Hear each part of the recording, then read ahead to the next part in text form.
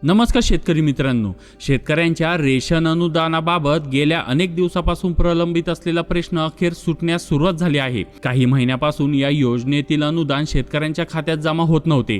सतत कधी येणार, कोणाला मिळणार असे प्रश्न विचारले जात होते।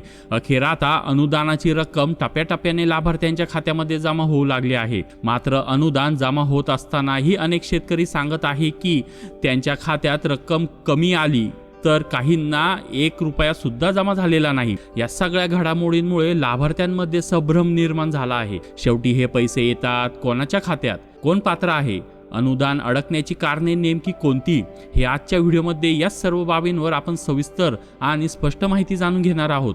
मित्रांनो, मराठवाडा आणि विदर्भातील 14 आत्महत्याग्रस्त जिल्ह्यातील केशरी शिधापत्रिका असलेल्या शेतकऱ्यांना अन्नधान्याऐवजी थेट आर्थिक मदत देण्याचा निर्णय राज्य सरकारने घेतला आहे। प्रति कुटुंब, प्रति लाभार्थी आणि प्रति महिना 170 रुपये इतके अनुदान देण्यासाठी अधिकृत मंजुरी देण्यात आलेली आहे।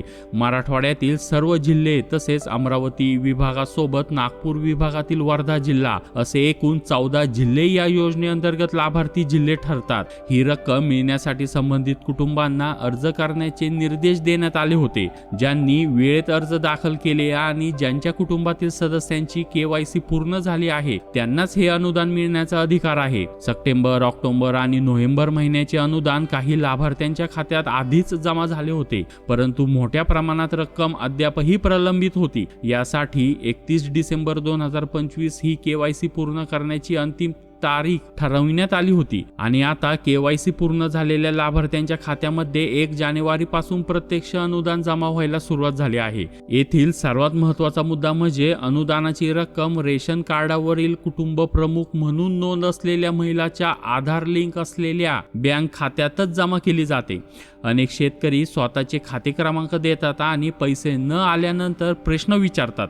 मात्र हे योजनेत DBT द्वारे रक्कम पाठविली जात असल्यामुळे कुटुंब प्रमुख महिलेचे नाव खातेच ग्राह्य धरले जाते। बऱ्याच वेळा या खात्याची KYC अपूर्ण असते, तसेच खाते बंद असते किंवा आधार लिंक नसतो किंवा NPCI मॅपिंग योग्य केलेले नसते। यामुळे अनुदान अडकून पडते।